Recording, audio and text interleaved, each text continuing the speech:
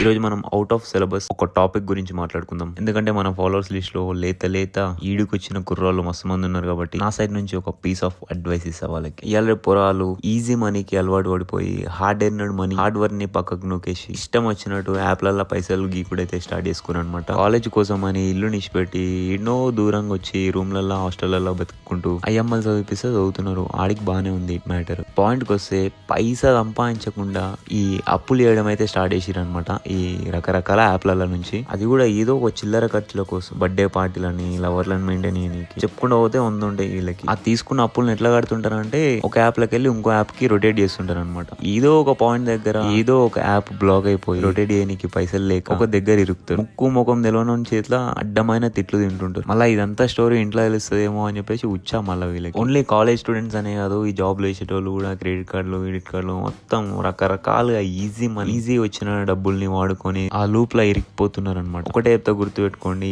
ఈ అప్పులు అనేవి ఎంత డేంజర్ అంటే క్యాన్సర్ వచ్చినా సరే ఏదో ఒక రోజు అయితే చచ్చిపోతాం, కానీ ఈ అప్పులు చేస్తే మాత్రం ప్రతిరోజు సావే. మీకు స్తోమత ఉన్నా లేకపోయినా సరే అప్పుల జోలికి అయితే పోకండి. కాలేజ్ స్టూడెంట్ దగ్గరికి వస్తే పిల్లలు ఈతలో పోకండి, పీతులో పడతారు. ఒక నెలకి ఏదో ఒక కూలి పని పోయి మీరు సంపాదించిన పైసల్ని మీరే ఖర్చు పెట్టుకొని కూర్చొని తింటే మీకు అర్థమవుతుంది ఎంత కష్టమా సంపాదించడం అని చెప్పేసి. ఈజీ మనీకి అట్రాక్ట్ అయిపోయి అనవసరమైన అప్పులు చేసి డిప్రెషన్లని అదని ఇదని మైండ్ ఖరాబ్ చేసుకోకండి. మన ఇన్స్టాగ్రామ్ లో డిఎంస్ చూస్తే నాకు ప్యాక్ అయిపోయినాయి. అరే ఇంత డేంజర్ ఉంటాయా ఏంది స్టోరీలు అని చెప్పేసి. నా జీవితం మొత్తంలో నేను చూసి చెయ్యకుండా నేర్చుకున్నదంటే ఇదే అనమాట.